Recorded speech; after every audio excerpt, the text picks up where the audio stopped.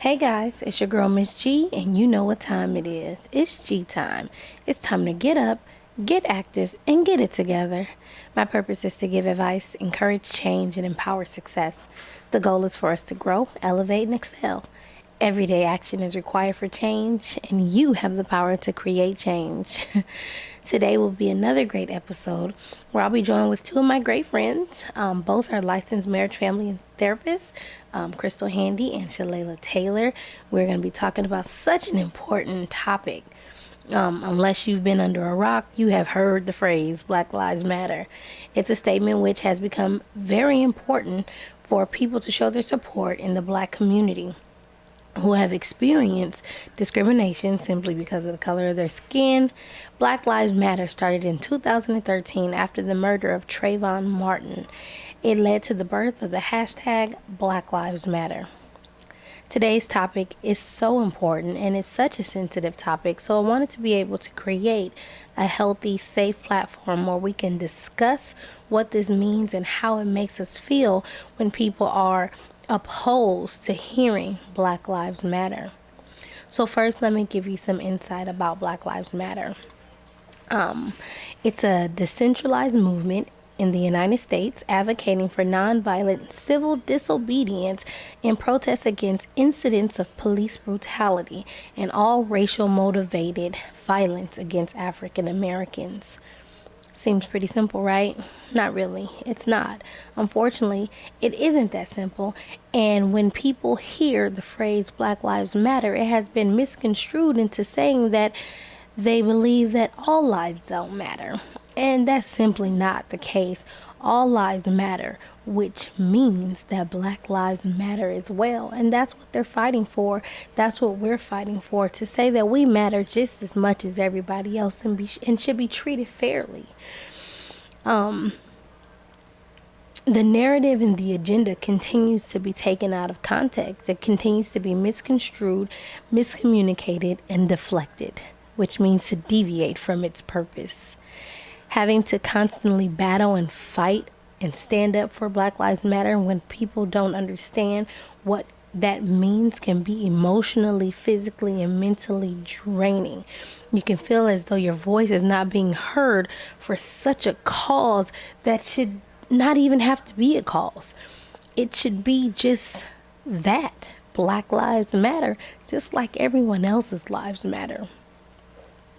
So what we're going to do is we're going to talk about the struggle that is happening in society as we feel that people continue to belittle, ignore, and completely disregard what Black Lives Matter means.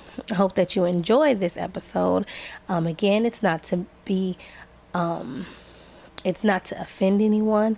It's not to say that all lives doesn't matter. It's just in putting it into context of what the phrase Black Lives Matter means and how important it is and how it makes us feel when other people are not, when people, because it's not other, it's not one type of people or persons, it's just when others seem to deflect from the cause of why Black Lives Matter has started and why Black Lives Matter is being pushed. And so, therefore, we go into what that means and how we feel about it. I hope you enjoy it. I'll be back to sum it all up. Have a blessed one.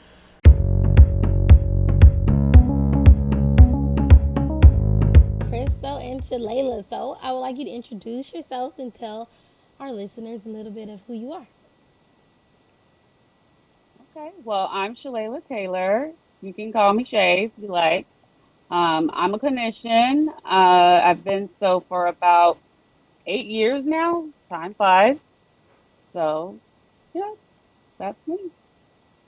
All right. And I'm Crystal, and I am also, well, I'm a licensed marriage and family therapist from the state of California. Um, I am a PhD candidate, and I'm almost on the tail end of my dissertation program. And I also work in the mental health field. So, Oh, yes, congratulations. thank you. Awesome. Thank you. Awesome. Shaylaye, aka Mm. Miss Bossy, and Krystal Handy, aka Dr. Lil John. Uh-huh. Insiders nobody knows about. Our old work names. Our old work names. Yes. Yep. Now Okay, it's so Handygram 100. right. And she is going to keep it 100. I'm going to try to keep it 98% Right. for our listening audience. Right.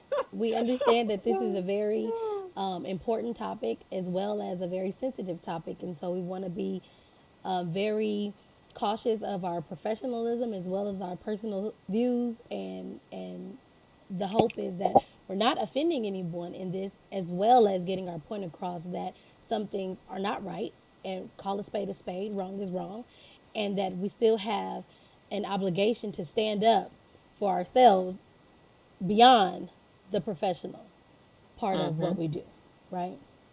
I Right. So, agree. with that being said, let's jump into this topic of Black Lives Matter and discuss why it seems so hard for people to understand its importance and why so many people tend to deflect when they hear Black Lives Matter. What are your thoughts into why it's so difficult for people who are non-black or not African American why they're struggling so much when they hear someone like you, myself, say Black Lives Matter? I think a lot of people become defensive. Right. They think that by saying Black Lives Matter, it's more about Black supremacy in their eyes. I recently read something where it said, to the privileged, equality feels like oppression. And that really resonated with me because I think that a lot of people don't want to share equality. They don't want it to be equal anymore. Right. Or for the first time, they feel like they're going to lose something. And that scares them. And they're not thinking about, how African Americans have been feeling this whole time. They're focused more on themselves and what they stand to lose. Right. Right. All right. And then I have my definition, ethnocentrism. And I think this gets in the way of folks absorbing just exactly what Black Lives Matter means. And just to Google it, it's an evaluation of other cultures according to preconceptions originating in the standards and customs of one's own culture. Right. And so they again, I think that speaks also to Shalayla's point in terms of privilege. They are up in arms in terms of what they stand to lose. Right. But they don't understand that America is a prosperous place, but it is also, hard pressed on capitalism. Um, well, just my main point is there's enough privilege to go around. But Right. then that would impact the whole American system because for one to be up, one has to be down. For there to be, Mhm. well, not entrepreneurs, but if for there to be, I guess, big business, there has to be consumers. Right. So there has to be that dynamic. But I'm wondering if we were all considered equal to that standard. I'm wondering how prosperous America could be. Right. No, and I get that. I actually last night I was up late watching Killer Mike. He has this show on Netflix, and it can be very controversial. But in one of his clips, he spent 3 days trying to live only black, and I mean consuming food only black, black owned, and I'm talking from farmers, not just going to a Um, place to eat, but actually yeah. saying, where did you get your produce from? Are these from black farmers? And I think the first 2 days he spent hungry because he couldn't find anywhere. He also walked most of the places because there are no black owned car manufacturers. And he also spent his night on a park bench because there were no black owned hotels to where he was going. And so, what you were just saying, kind of resonated from what I watched. And I felt so sad after this 30-minute episode of wondering, but why? Yeah. Why can't we have anything? And he started it by saying that his grandfather had taught him some things growing up, and before there was before we were all together, when we were segregated, that black owned and buying black was the only thing they could do because they couldn't go anywhere else. And now we're in a Hmm. place where you can barely find anything black owned. There's some things out there, but we can barely find it. Well, I think that there is a surge with the Black Lives Matter movement. They have, some folks have recognized the disparities between Black-owned businesses and other businesses. So there's that right now. I think that there is a change. Right, Like, I remember when I was little, I couldn't see anybody that looked like me on TV. And that really, did something to me in terms of, uh, just self-esteem and my heritage. But ultimately, that did change. And right now, there tends to be movement. right, right, I feel like it is now sticking, right, whereas the message before wasn't sticking. right, I Right. do have a bone to pick though with just the Black Lives Matter movement, because why did it have to cost Black lives to actually for it to be an actual problem? right, right, And the other Yes. side of it too is that why now, is, more people that are not black are on the bandwagon now, but we've been screaming this prior to, and you've seen right, this pattern of behavior for centuries, right, and now you Yes. want to jump on board, and now it is made real, right, kind of like transgenerational trauma, if you Yes. will, like going back to maybe the Holocaust and slavery and comparing the two. I know there was a debate with that. Um, because slavery wasn't acknowledged, but the Holocaust was. right, Slavery was centuries and centuries and centuries, whereas the Holocaust was a very short time. And I'm like, why does it have to be that it happens to, Jewish people are not white people, but they have that privilege to either deny or accept their heritage? But why does it have to be that our experience becomes real when white people say that it is? right. If that makes Yes. sense. I Yes, that hear you. does. I hear you.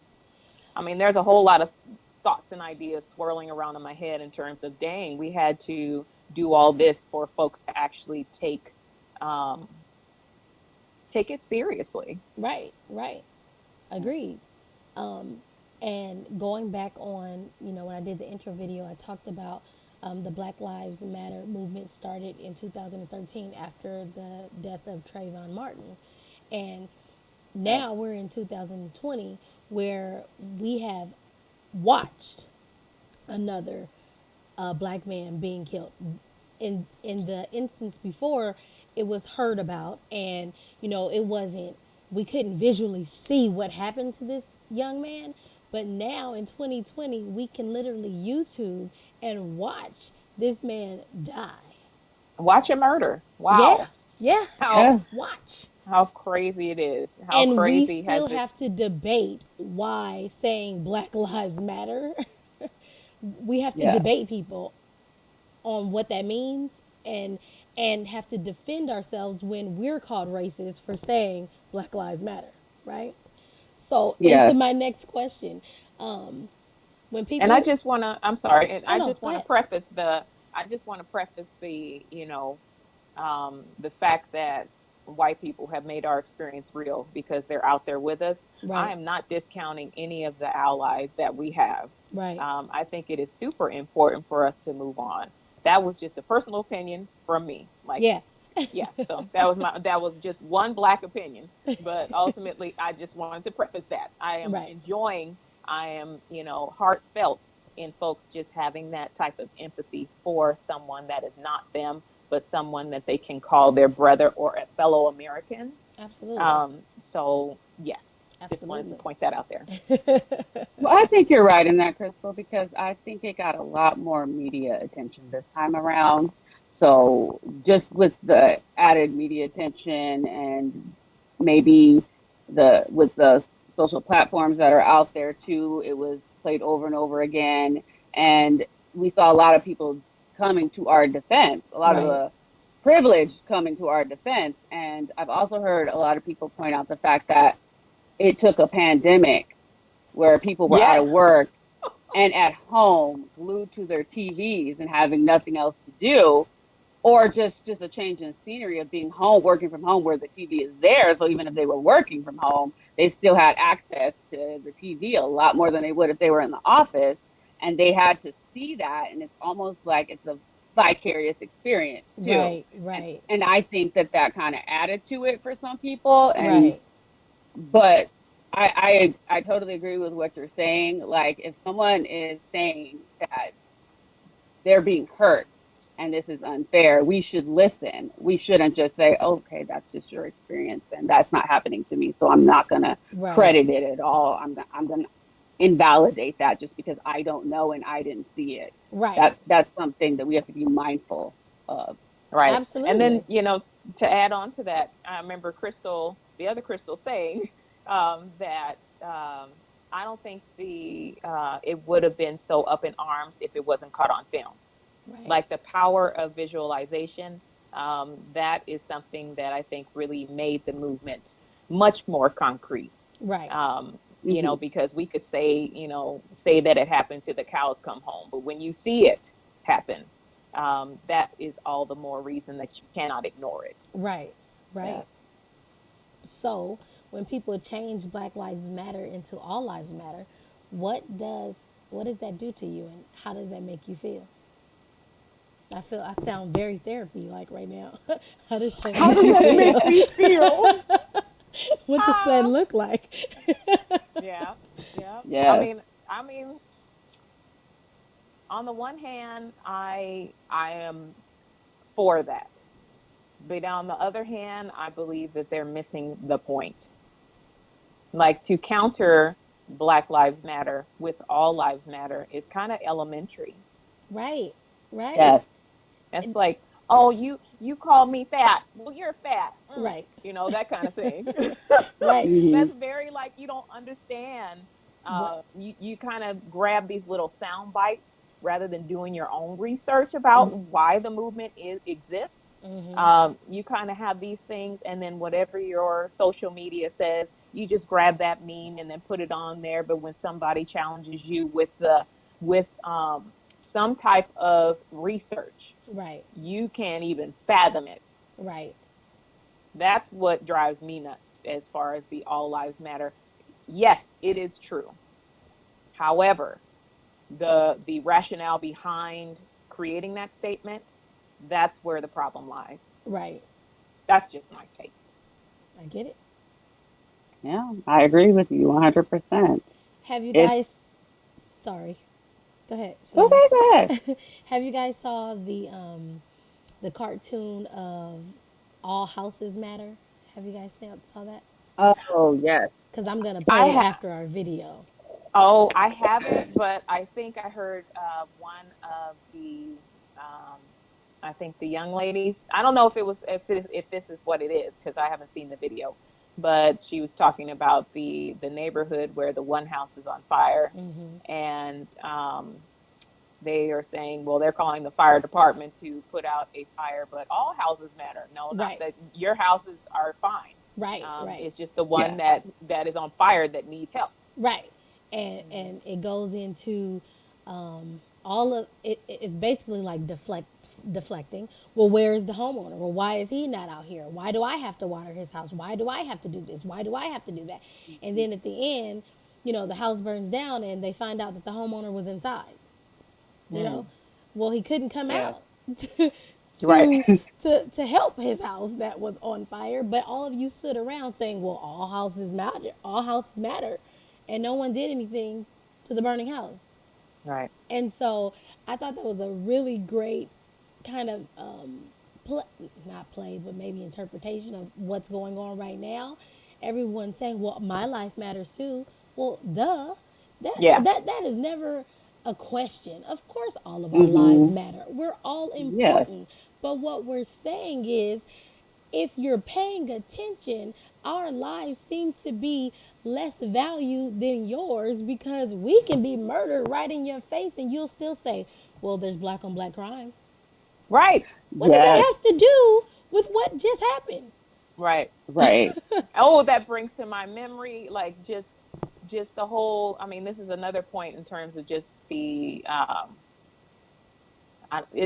it's something to where, like, say for instance, the shooting, they say, gun reform, and Yes. we have to do gun reform, but it is my right to hold to bear arms, that kind of situation, right? But Yes. then Yes. when folks were talking about the inner city shootings, oh, they just black on black crime and shooting up stuff, and this, that, and the other. But then when the Vegas shooting happened at the country festival or the country Yes. concert, oh, I am rethinking the gun reform. Really? Is that what we're doing? So, Right, and then they Yeah. really rethunk the gun reform. Like, right, oh my gosh, for a very long time there has been the inner city crime. There has been, asking for gun reform. There is those people out there who, don't believe that they need to do that. But then there is these instances like the Vegas shooting.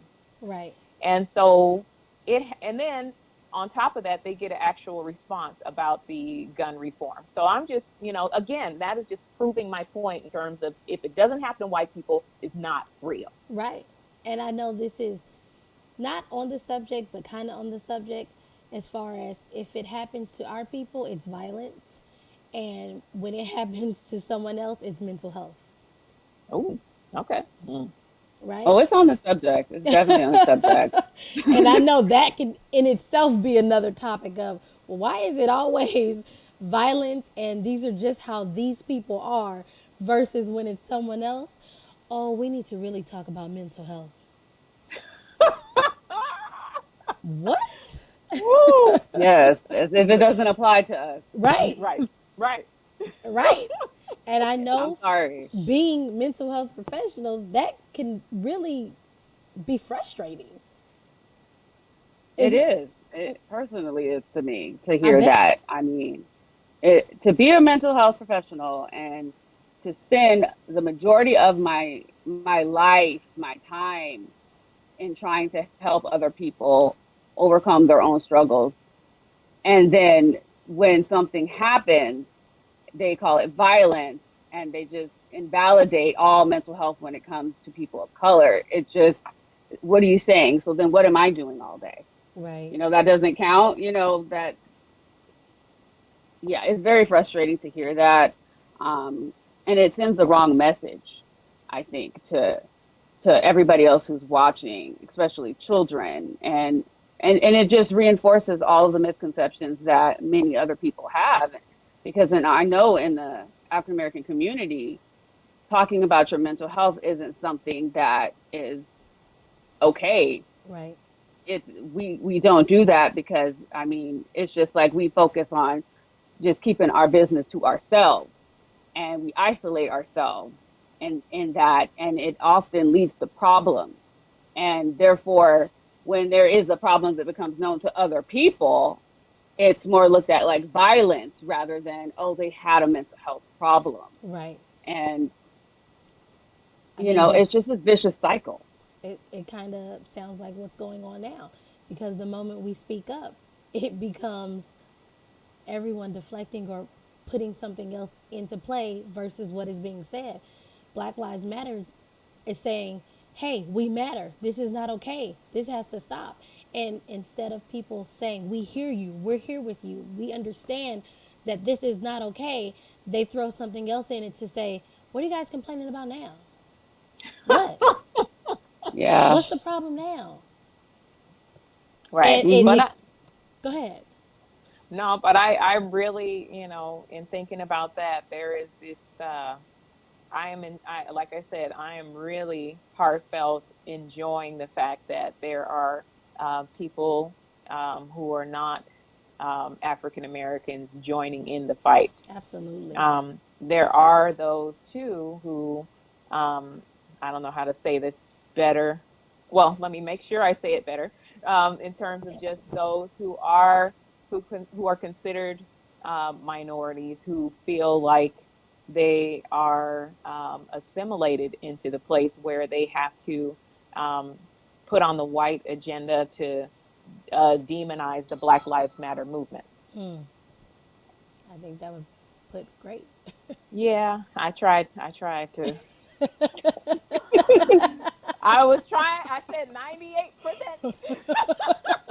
Yes, yes. Woo! How do you 90. handle people in your profession who do not agree with the phrase Black Lives Matter and who may call you a racist for saying that Black Lives Matter over all lives matter? Woo! Hmm.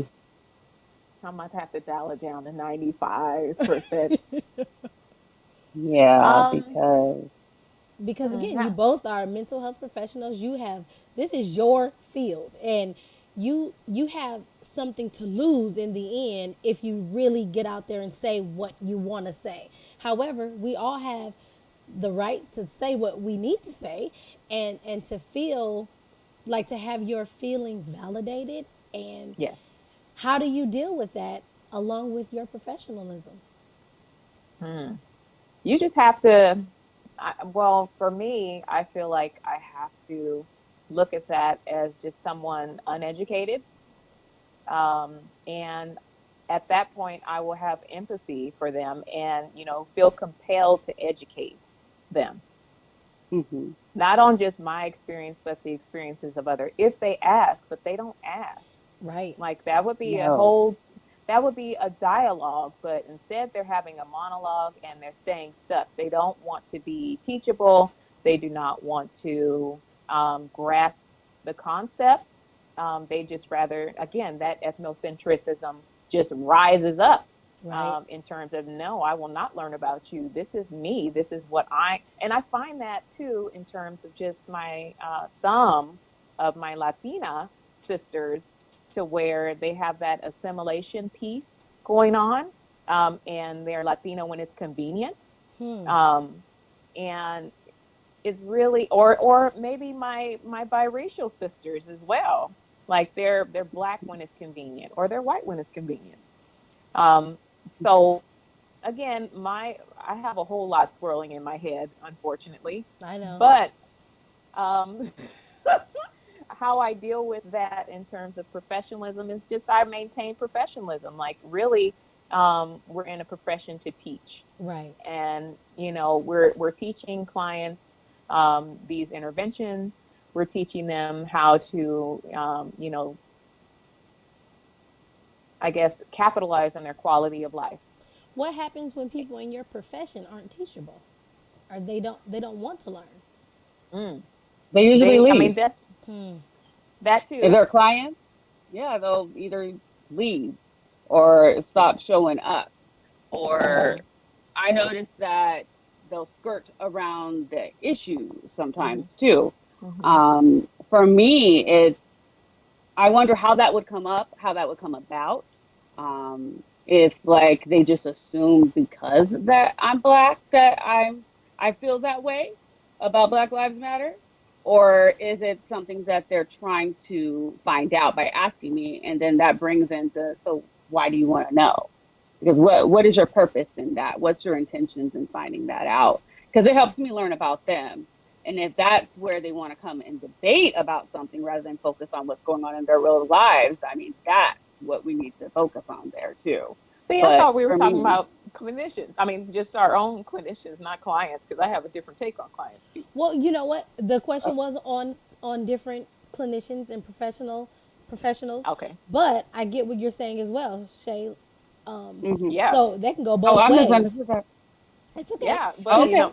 and just in terms of the clients too, I mean, I feel you on that, Shay, in terms of just they won't show up. Like they'll have a meeting with you and they'll, play, okay, that kind of thing. But ultimately, they just can't get over the aesthetic part of you. And they can't be their original true selves, whatever that is. If it's a racist self, they can't really drop those negative things with you. But I'm hoping that allies are, Right. countering that as well. Right. Like they're countering the idea or the impression that just because I'm white doesn't mean I won't check you. Right.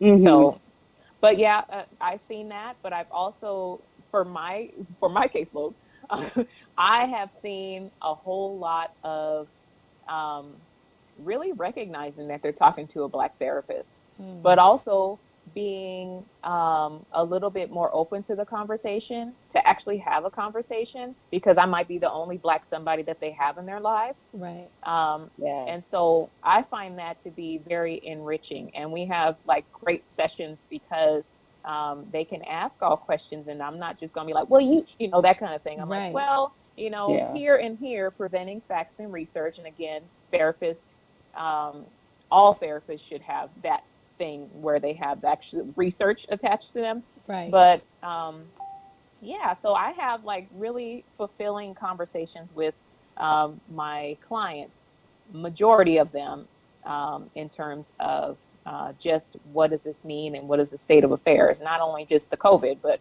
as far as race relations. So, as mental health professionals, how is it affecting people's mental health? It's really impacting their mental health.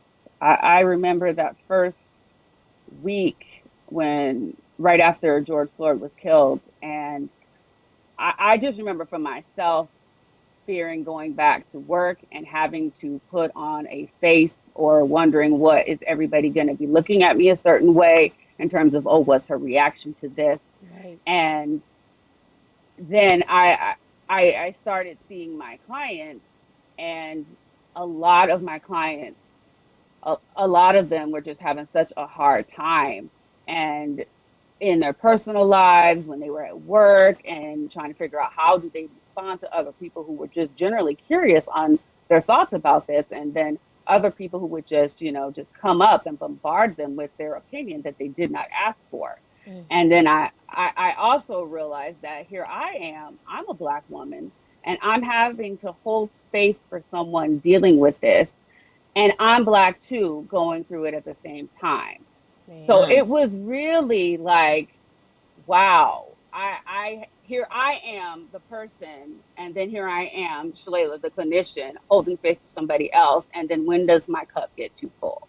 So I was trying my best to be mindful of this, because I want to be there for my clients, show up for them no matter what they're going through, and I did that, but it was absolutely exhausting doing that. So, but I'm glad it happened. It was a learning experience about what, countertransference looks like, for something like this, and also just to see how other people are impacted so greatly by someone else being killed. They didn't even need to know that person personally to be impacted by that, Right. and to see what it's like.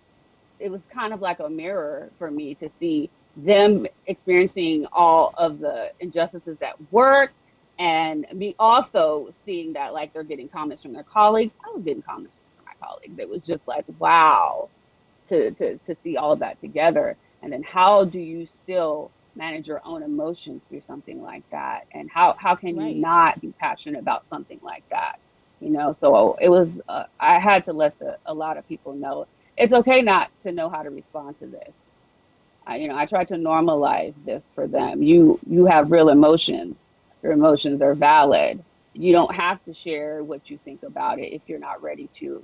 Even if somebody is asking you a question, you don't need to go with that sense of urgency that you need to say something right now. Take your time. So, and I realize in saying that, I need to follow my own advice in that. Right. So, well, I kind of cheated on that experience in terms of just the George Floyd video, um, so that I wouldn't feel it so deep that I couldn't be of use. I didn't watch it, and I haven't to this mhm, day, and I probably won't. Because ultimately, it is something in terms of just my own self protection, because I don't, make it a very cavalier thing or a very desensitized thing to watch somebody die. But mhm, America has been the champion in terms of desensitization at times. mhm. They are, well, shoot. Okay, good. I just had to censor myself, because ultimately that would have been 100, and we're working at 95%. Okay. Okay. Um, I have to be like,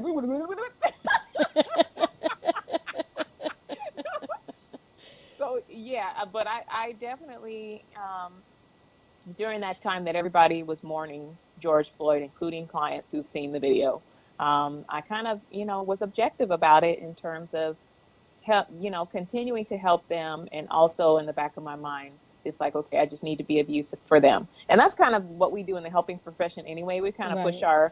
compartmentalize our own stuff, Mhm. so that we can deal fully with clients' Right. concerns.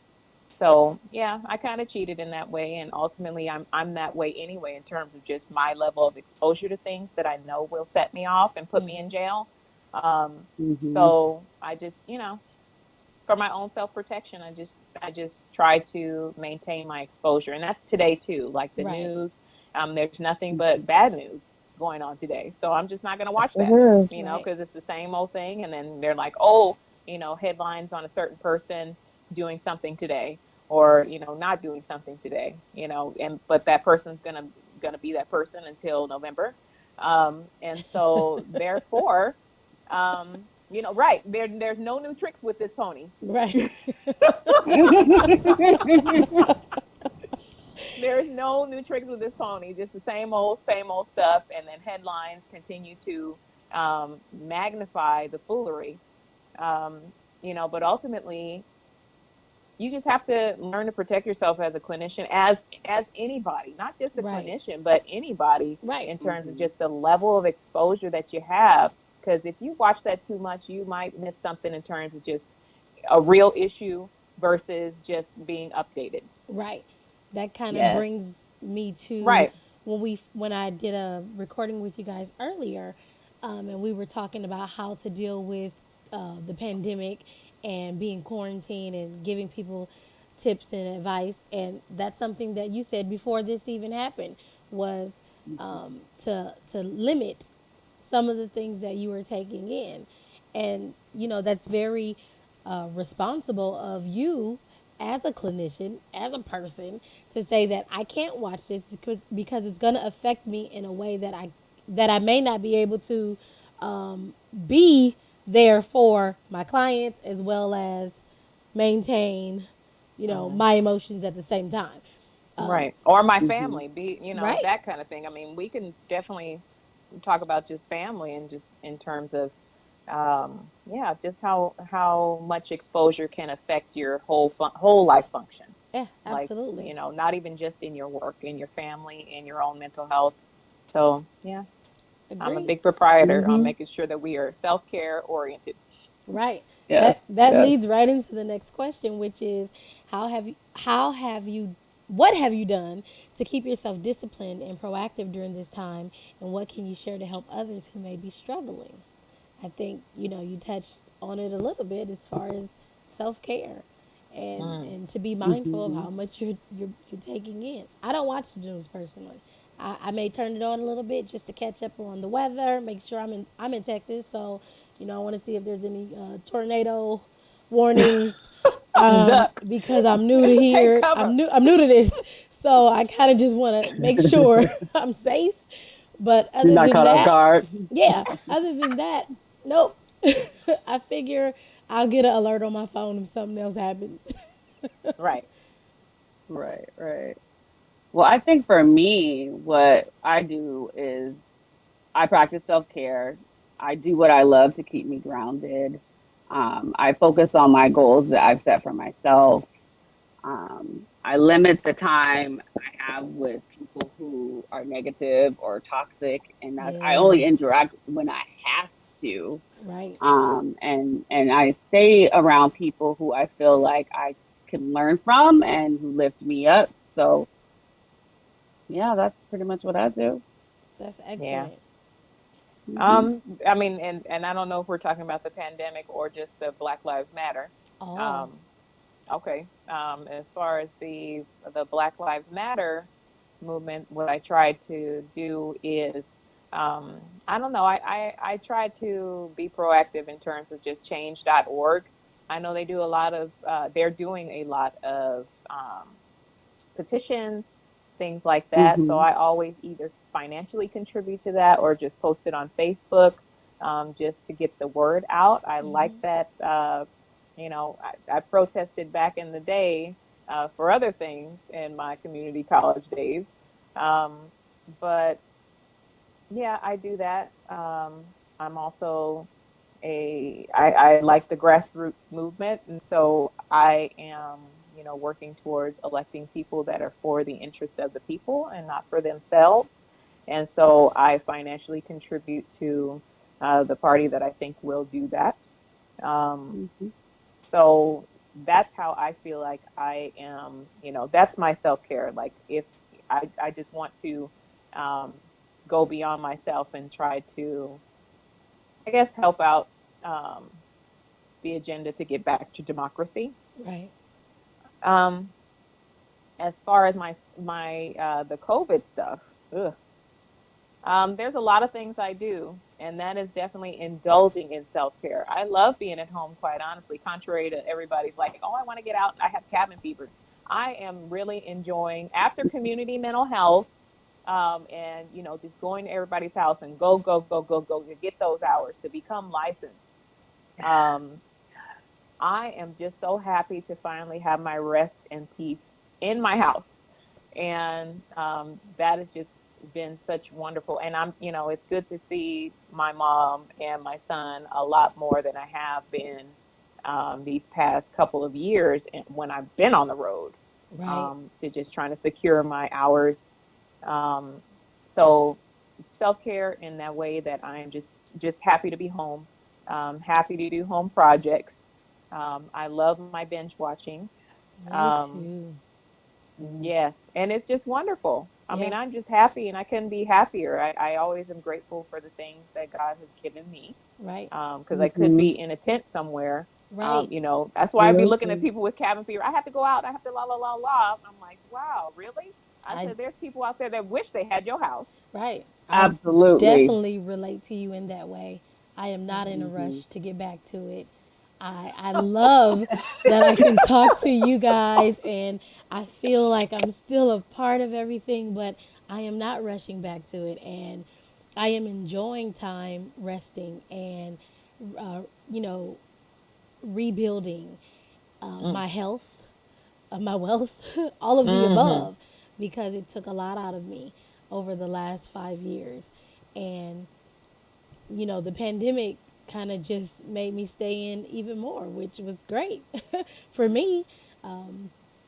I've been able to do things that I wouldn't have been able to do Yeah. otherwise. And so, my way of giving back, my way of continuing to use the gifts that God has given me to stay in my passion and to keep living in my purpose is through Miss G Talk. And granted, I didn't know it would go this way when I started it because I was still working right alongside you guys. And now that I am not, I say, okay, well, what can I do to help? Now, you talked about people being teachable.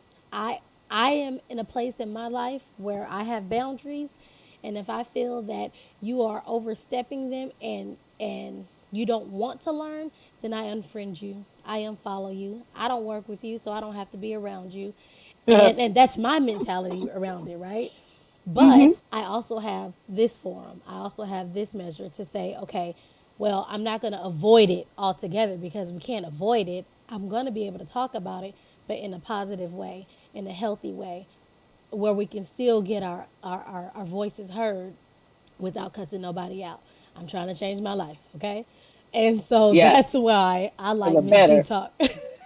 And then, can I just say that this is definitely a good forum for your self-care too, to have the dialogue Right, and to not have to explain much, but to be able to process some of these thoughts and feelings about just the state of affairs.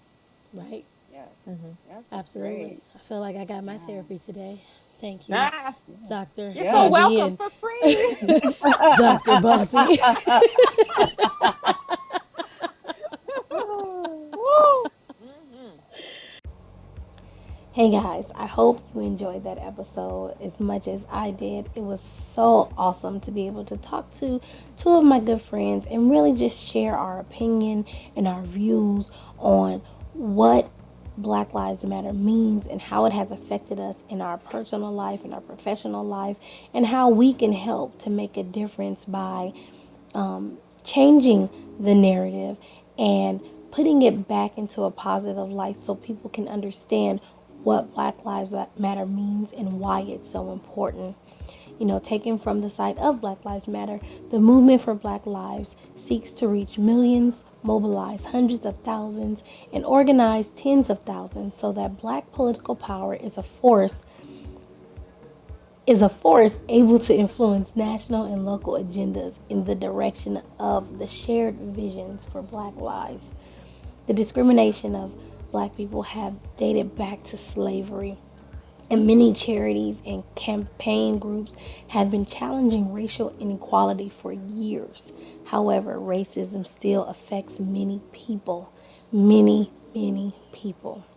While our stories are all different, there is so much that we can do to help one another during this difficult time. How we adapt and what we do during this time is important for our growth and our mental health.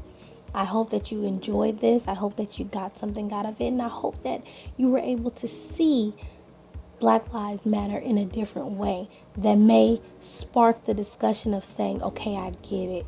This is this is something that is not meant to attack any other race, but it's something to say that if all of our lives matter, then Black lives have to be included in that sentence. That all lives matter. Black has to be associated with all because we're in this together. And when one of us are falling, when somebody is hurting, as a people, if we're a nation under God, we're supposed to be there for one another, to help one another. I'm going to play the clip that I promised you in this video about all houses matter, and I hope it makes a little more sense. Have a blessed day. Stay encouraged. You have the power to create change.